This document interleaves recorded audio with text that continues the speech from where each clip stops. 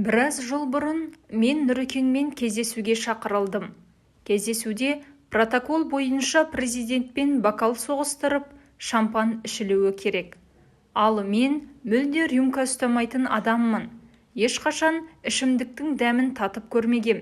Президент бәрімен соғыстырып келіп, маған келгенде, «Ой, сіздің бокалыңыз» деді.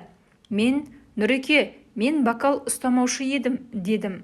«Ұстамай-ақ қойыңыз, ұстамағаныңыз жақсы» деді елбасы.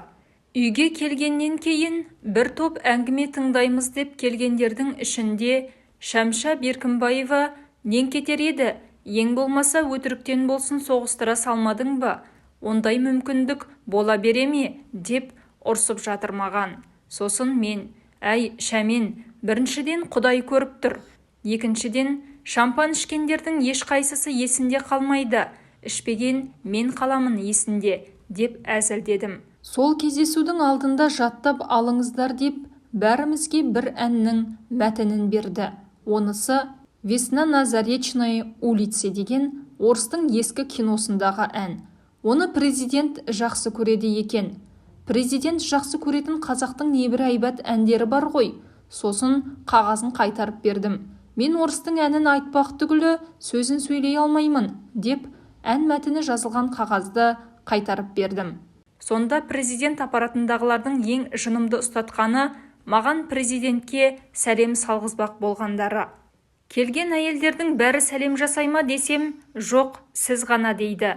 Сонда 16 келіншектің арасында жалғыз зейнеткер маған сәлем салғызбақ. Мен бас тарттым. Себебін түсіндірмедім де. Ол жерде журналистер, фотографтар қарап жүр.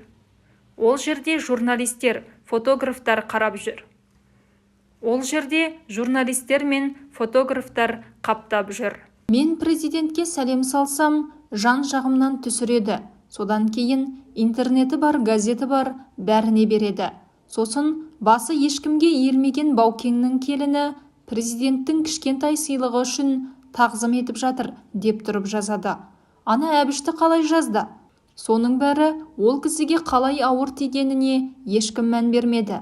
Ал Әбіштің отбасында қолдан сүю дағдылы нәрсе. Мына жерде мені де сөйтер еді. Мені қойшы, атамның аты қосылып айтылар еді. Президентті мақтаңыз деді. Мақтамайтынымды айттым. Мен сізде пайғамбар мен Құдайға теңеп мақтап қойғандар жеткілікті. Ұят емес пе? 5 жастағы бала құсатып арқасынан қаққандай. Менің мақтауыма мұқтаж боп тұрма ол кісі, дедім. Президент мені мақтасын деп тапсырма бермеген шығар.